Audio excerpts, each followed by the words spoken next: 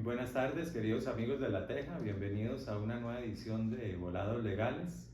Hoy nos acompaña el licenciado Joseph Rivera para hablar de la justicia juvenil, ¿verdad? Un poco de la penalidad juvenil y este tema que está tan en boga ahora con tanto sicario menor de edad y con delitos bastante graves, y que la gente se preocupa de qué nos puede pasar en este país con esas cifras tan impresionantes de ninis, ¿verdad? Esos chiquitos que ni estudian ni trabajan y que al final terminan siendo reclutados por bandas criminales para llevar más terror a este país, más de lo que tenemos, ¿verdad? En las calles, con sicariatos y situaciones de estas. Así que vamos a desarrollar el tema. Recordarles que pueden vernos por Facebook todos los jueves a las 12:30 p.m. y por YouTube a las 2 p.m. Igual ahí van a aparecer los números por si tienen consultas para el licenciado también. Va a aparecer el número del licenciado por si tienen ya una consulta más específica con él y hacérsela llegar. Bueno, Joseph, bienvenido. Gracias, Ovidio. Muy buenas tardes por invitarme nuevamente al programa. Y como usted bien lo dijo, es muy preocupante que en Costa Rica estén pasando tantos homicidios dolosos y que las personas que cometen esos homicidios son personas de grupos etarios de 12 a 15 años y de 15 a 17 años. Hay una cifra alarmante que lamentablemente por el aumento de la delincuencia, el crimen organizado, el tema del narcotráfico, y todas estas redes criminales están reclutando a estos muchachos porque lamentablemente el crimen organizado ha visto una falencia en la ley penal juvenil. Entonces estamos viendo que las penas son a veces irrisorias, mínimas, y eso genera impunidad en muchos casos, lamentable. Eso es lo que ha provocado, ¿verdad, este incremento de que ahora uno se sorprende, hacen detenciones de sicarios y son menores de edad, ¿verdad?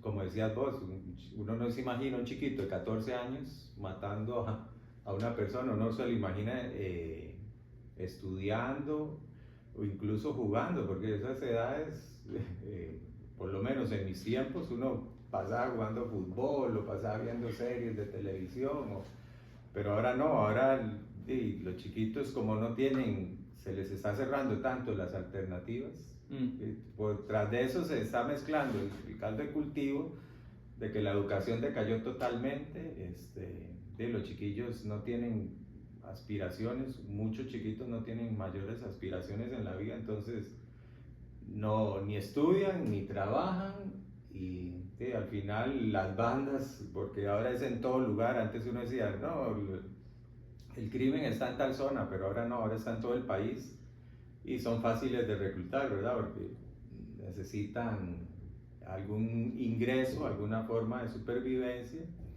y las bandas, para ellos es genial tener a este tipo de personas en sus filas, ¿verdad? Porque al final son material de desecho, ¿verdad? De hecho, estaba escuchando al director del OIJ, Randall Zúñiga, que incluso las mismas bandas terminan matando a sus sicarios para evitar problemas en el futuro, de que vayan a hablar o denunciar tal cosa, que eso todavía es más preocupante, ¿verdad?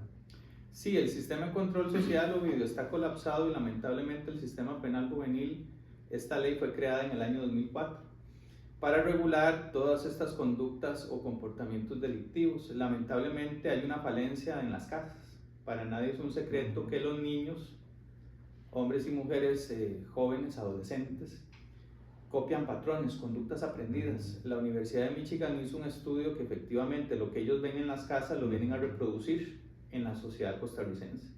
Entonces, si usted ve una casa donde el papá le grita a la mamá, donde hay agresión, donde hay violencia, donde hay consumo de drogas, alcohol, venta de drogas, ellos vienen a idealizar esa figura, como por ejemplo el tema de las narconovelas. Sí, entonces ven que la plata es fácil, que todo es muy fácil, que nada cuesta, y ahí es donde la delincuencia organizada se aprovecha, porque ahí es material de desecho, como usted bien lo dijo, para facilitar la impunidad, porque las penas son muy bajas, y una vez que eso se genere, pues obviamente el crimen organizado va a seguir creciendo, va a seguir capitalizando ese dinero, y hay a costillas de personas muy jóvenes que van a perder la vida en estos enfrentamientos armados y temas delincuenciales.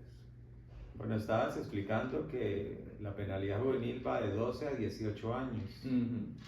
¿Cuáles son las sanciones que se estipulan en nuestro país para si se comete un delito para estas? Vamos a ver, a partir de los 12 años se ha establecido que la persona ya tiene por lo menos algún conocimiento y voluntad de realizar el tipo objetivo. ¿Qué significa eso? Que sabe lo que está haciendo y sabe lo que hace y hace lo que quiere. Entonces el legislador lo que contempló es que si cometen delitos de 12 a 15 años, en ese rango de edad, podríamos hablar de una pena de prisión de 5 a 10 años. Sin embargo, el sistema penal juvenil lo que pretende es resocializar a la persona menor de edad para que no deje el estudio, para que siga realizando sus actividades académicas, porque todavía es una persona preadolescente que conforme las etapas del desarrollo de los adolescentes continúen en esa situación de educación. Lamentablemente, cometen esos delitos, los procesos, obviamente se protege la figura de menor de edad y lo que buscan los juzgados penales juveniles es que se reincorporen a ese tema educativo. Lamentablemente y también tiene que existir un tema con el Patronato Nacional de la Infancia y los papás, que a veces ese tema está como rinqueando y eso podría generar ya hay un gran problema. A partir de los 15 a los 17 la pena aumenta, estamos hablando de 10 a 15 años de prisión. Recuerdo hace muchos años el tema de un muchachito de un colegio privado, ¿verdad? Una directora lo acosaba, el papá era psicólogo y el papá manejaba armas de fuego, él sabía dónde estaba el arma del papá, fue y le metió un tiro, le disparó a la directora y lo condenaron a 15 años. Ahí hay un tema de menor mayores donde cuando ya él vaya a cumplir los 18 años tienen que hacer una transición para pasarlo a un centro penal de adultos, ¿verdad? Entonces toda esa dinámica de ejecución de la pena a través del Instituto de Criminología se tiene que analizar ya cuando lo vayan a pasar a los 18 años porque ya obviamente al ser menor de edad y pasarlo donde hay grupo de adultos pues se podría desarrollar un tema muy, dicen los psicólogos, ¿verdad? De un impacto emocional o social.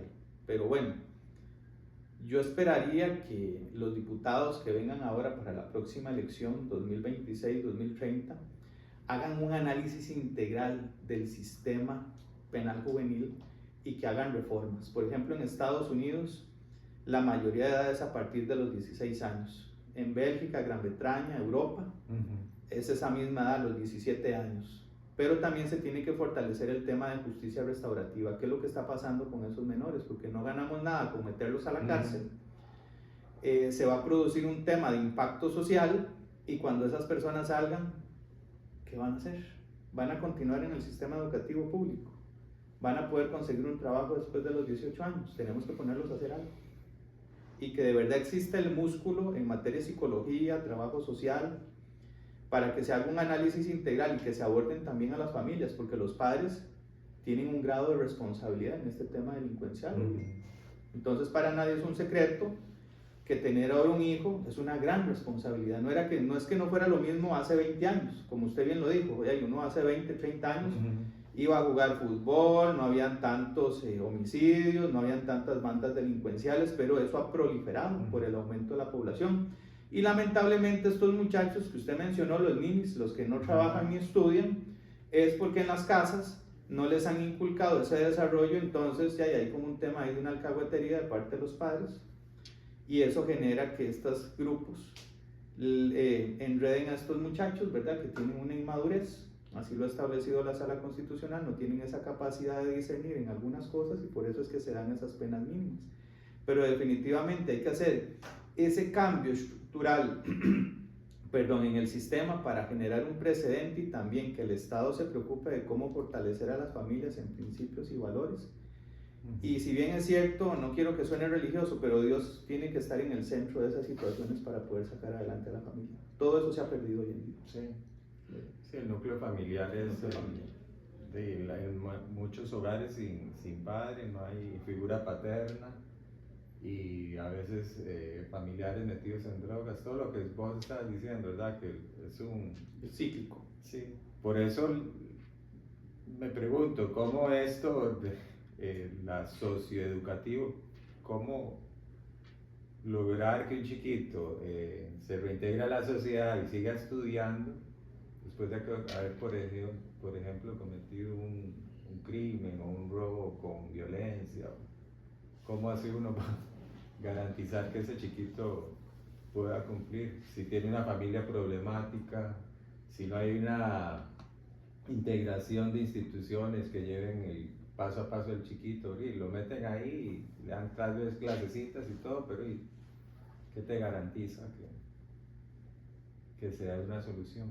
No, no hay ninguna garantía. El Estado lamentablemente está céfalo, está renqueando en ese tema. Y por eso es importante que las futuras generaciones que vienen, los padres, estén garantes de ver cómo protegen y ayudarles. Ahora no era como antes, ahora hay de diferentes ramas: psicología infantil, psicología del adolescente, pero yo me acuerdo que eso no existía en nuestra época. No, ¿verdad? Nada de eso. Ahora a un chiquito usted le dice, yo me acuerdo que a mí me hacían mucho bullying. Sí, el bullying, ¿verdad? uno ni sabía que era bullying. Sí. Y a uno le decía el matón de la clase. El matón de la clase. O le decían a uno un apodo, y uno convivía con ese apodo en la escuela y en el colegio. Y uno se encuentra a los compañeros del colegio: mira, fulano y tal. A mí me acuerdo que a mí me decían Joseph Miso, pero no era por el jugador, el belga, era por el talento de la liga. Y yo no me iba a sentir mal porque me compararan con el jugador belga, que yo creo que ya sigue en Costa Rica, no sé si está con Cartago o seguirá con Alajuela como entrenador, desconozco esa parte, pero uno no se iba a poner allá a llorar y a sentirse mal, era otra época. Ahora estamos hablando de la generación de cristal. Usted no le puede decir nada a un niño porque ya el chiquito dice, voy para el PANI. Y el PANI es un alcahueta, suena feo decirlo, porque todo es delito, delito, delito. Y hay un momento, los papás tienen que corregir a ese muchacho. Sí, eso, la pérdida de autoridad ha sido terrible. Terrible. Y lo digo también por la pérdida de autoridad que han perdido los educadores. También. Que ahora hasta para corregir a un chiquito se exponen a ser denunciados, ¿verdad? Y conozco, por ejemplo, el caso de una chiquita, se robó un celular, las maestras se dieron cuenta, le hicieron el proceso y al final no pasó nada, la chiquilla siguió campante, no pudieron, porque decían que estaban afectándola psicológicamente por lo que sucedió, y la chiquita siguió normal. ¿Cuál es el...? Si vos robas y no te pasa nada, te están diciendo sí, ¿no? No hay un castigo, no hay una sanción, no hay una reprimenda. Vea qué interesante lo que usted menciona. La ley 9999 del MEP.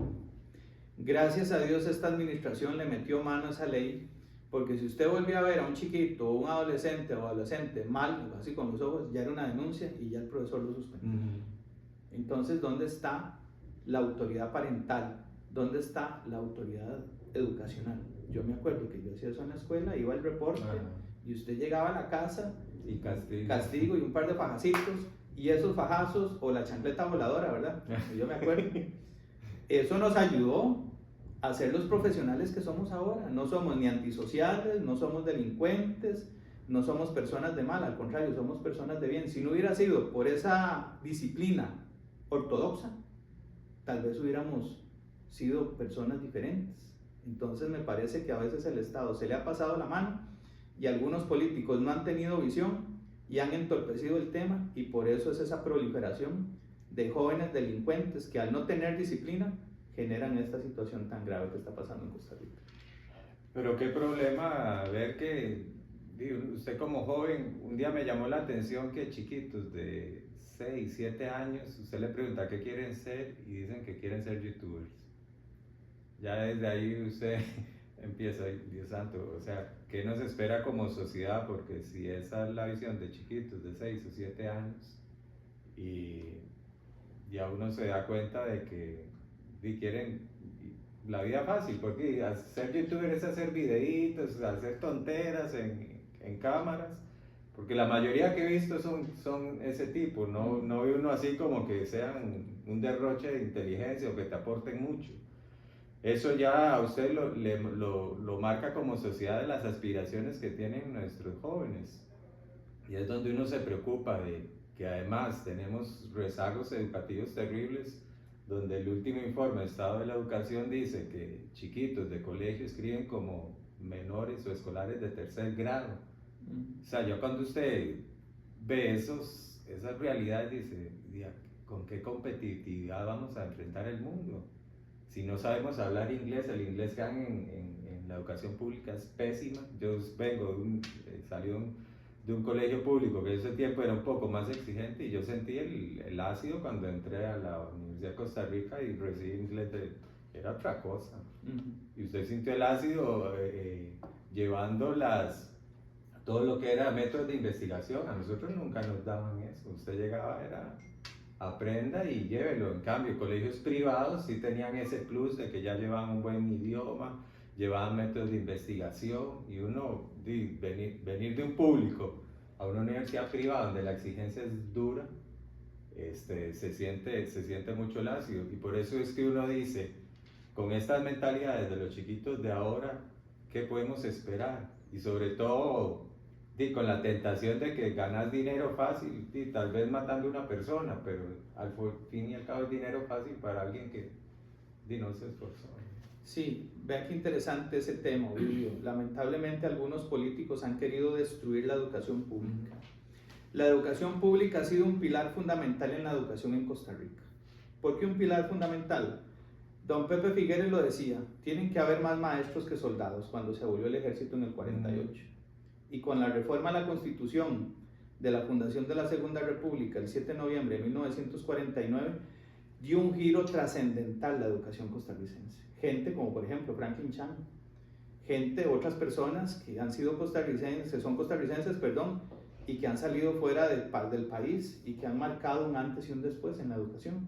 Pero lamentablemente esos políticos sinvergüenzas lo que quieren hacer es que Costa Rica se llene de este montón de personas mediocres para generar ese caldo de cultivo y enriquecer de cierta manera, porque la educación privada no le podemos quitar mérito, es muy buena, pero ¿a costillas de qué? La Constitución política no es clara, que la educación pública es gratuita, primaria y secundaria.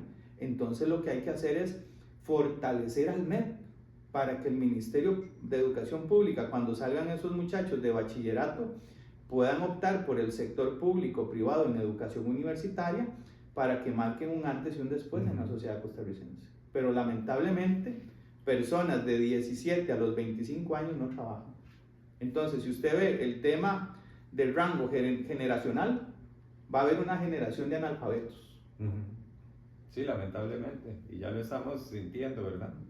Y eso, lo que provoca es que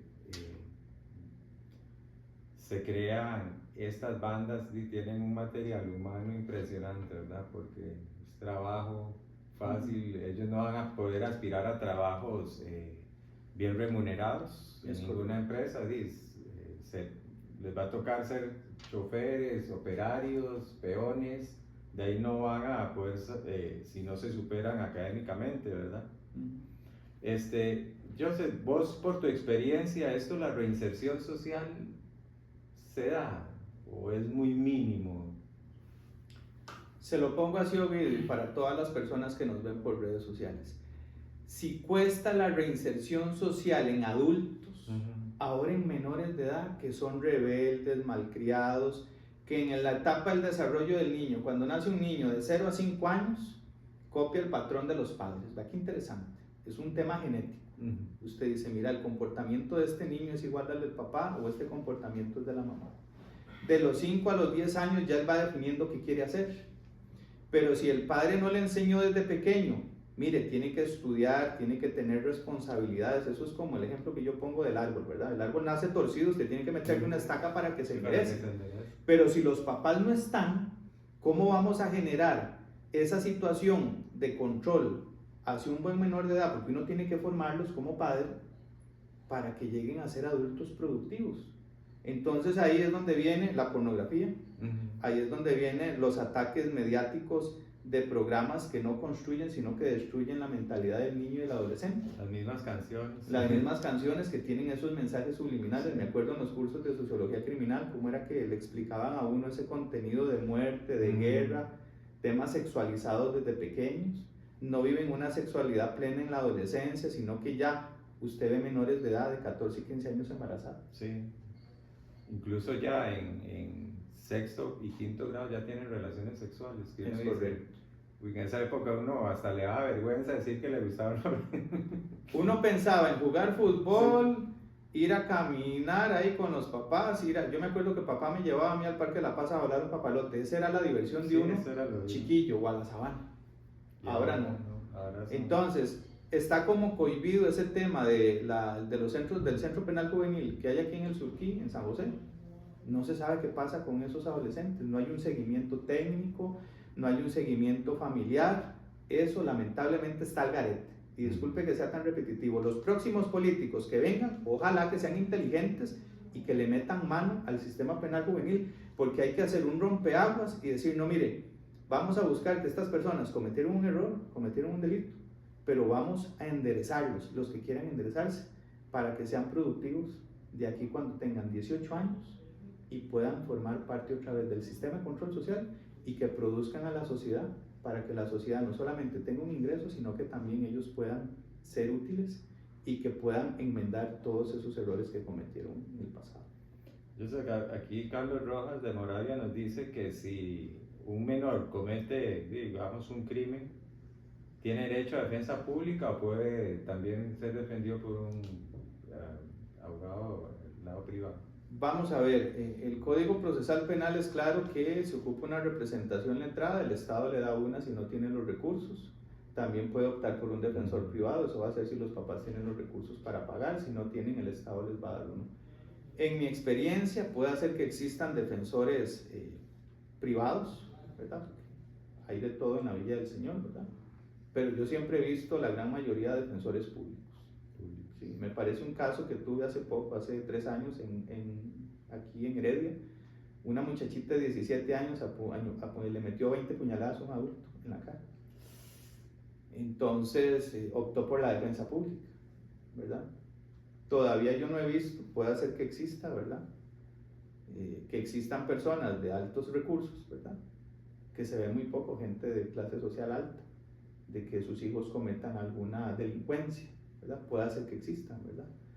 Pero la mayoría tienen derecho a las dos defensas. Aquí Carmen Muñoz, ella es de Alajuela, dice que si los procesos juveniles son más rápidos que los de adultos. Bueno, eso no es así como que sean muy rápidos, ¿verdad? Por ejemplo, este que yo le conté duró 4 años para que le dictaran un sobreseimiento definitivo a la muchacha, ¿verdad? Entonces puede hacer que uno sea más rápido, depende de la delincuencia, si es un robo, un hurto. Lo que se pretende es proteger al menor de edad, que el menor de edad pueda incorporarse otra vez al sistema educativo y que le den un seguimiento. Pero eso va a depender del tipo de delincuencia, o el caso de este muchachito que mató a la directora, ¿verdad? Que si la memoria no me falla, este juicio duró como 1 año, ¿verdad? Y ya lo condenaron a los 15 años. Va a depender mucho de la carga social que se dé, ¿verdad? Al tipo de delincuencia. Y para nadie es un secreto que ahora con el tema del sicariato y el crimen organizado, pues el Poder Judicial tiene que ver cómo llega el tema de justicia pronta y cumplida. Porque estos muchachos matan personas, ya sabemos que la vida humana es inviolable, pero también ellos tienen que estar garantes de que estos procesos se lleven rápido para que se dé justicia pronta y cumplida para las víctimas. Porque a veces dejan de un lado a la víctima, le dan más derechos a los imputados, que está bien, ellos tienen derechos y obligaciones, pero hay una familia doliente, hay una persona fallecida y no podemos dejar en impunidad porque hay que poner un castigo a esa persona que cometió esa delincuencia. Lo que decía Michael Foucault, ¿verdad? Vigilar y castigar. El sistema no está diseñado para resocializar. Sí existe porque tienen temas educativos, deportivos, etc. Pero lamentablemente el sistema costarricense está diseñado para un castigo y no para una resocialización, lamentablemente. Qué complicado eso porque tras de que las esperanzas se ven lejanas, aún más, ¿verdad? Aún más. Y lamentablemente la sociedad, el Estado costarricense, está bien, hay un tema que tiene que existir una sanción. Y las personas que van a pasar de 5, 10, 15 años no han sido futuristas en decir, bueno, esa persona cometió este delito, pero ahora lo vamos a poner a hacer esto. No se sabe, estamos al garete. Perdóneme que utilice esa palabra, es lamentable. Yo sé, hace unos años sí, los menores se metían por robos, agresiones o hurtos, ¿verdad? Me acuerdo de los chapulines, que ellos lo que hacían era golpear o a mí 2 veces me asaltaron yendo para la universidad. Y le sacaban puñales, los famosos No, puñales. jalonazos y eso, y si usted trata de reaccionar, lo volvían a ver como trate, porque somos un montón, ¿verdad? Ajá. Entonces uno reaccionaba, pero a varias personas sí les dieron sus buenas golpizas. Ahora ya es diferente, ¿verdad? Son asesinatos y a quemarropa sin menor remordimiento, ¿verdad? Eso, decías vos, si se cambia la ley, implica más, digamos, aumentar el castigo, porque la gente dice, castiguemos más, pero al final el tiempo de pena él resuelve algo. Vamos a ver, hay personas que aprovechan el sistema penal. He conocido casos donde terminan el bachillerato. Sí, estudian. Sacan 2, 3 carreras universitarias en la parte del tema de adultos. En el tema penal juvenil hay un rezago, lamentablemente. Me acuerdo que el doctor Álvaro Burgos, en paz descanse, que era experto en temas penales juveniles, él trataba de lo posible de que los adolescentes tuvieran esas oportunidades. Él era un visionario con el tema de penal juvenil, estudió en Estados Unidos y en Japón ese tema. Pero claro, estamos hablando de 2 potencias mundiales, ¿verdad? Costa Rica, al existir ese aumento de la demografía, la población y el tema de las bandas delincuenciales, están aprovechando las necesidades. Entonces, volvemos a lo mismo, el Estado tiene cierto grado de culpa porque no hay fuentes de empleo. Los papás no saben cómo llevar el alimento a sus casas. Los muchachos no saben qué hacer porque ahora con el tema de que no les dan trabajo. Yo me acuerdo que yo a los 14 años saqué el permiso de patronatillo, ¿eh? Entonces yo iba con el permiso de patronato y decían, puede trabajar 6 horas o 5 horas.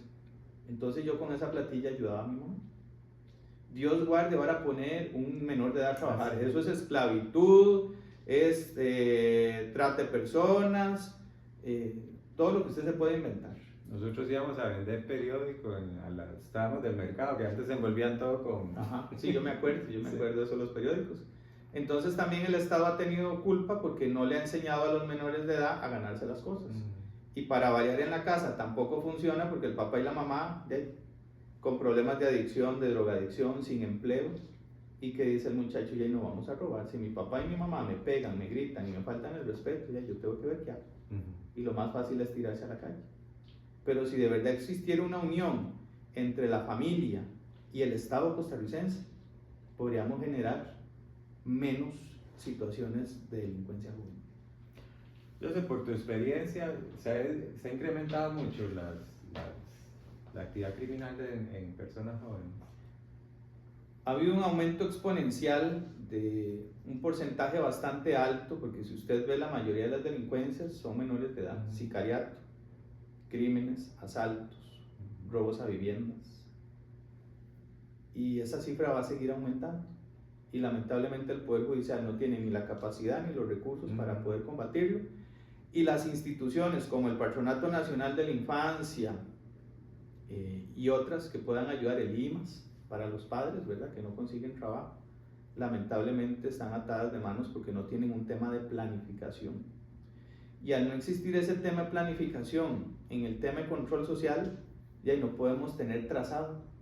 Y con el cuento de que hay que proteger la integridad del menor, sí hay que protegerlo, pero ¿a costa de qué? Entonces también hacerle un llamado a las otras instituciones para que por favor hagan esa trazabilidad, esa planificación, y que ojalá el próximo gobierno, en el presupuesto nacional, las partidas esas específicas que no se han ejecutado, se pueda resolver y ejecutar para que puedan agarrar esos recursos y ponerlos en actividades deportivas, actividades en educación, artes, etc. Sí.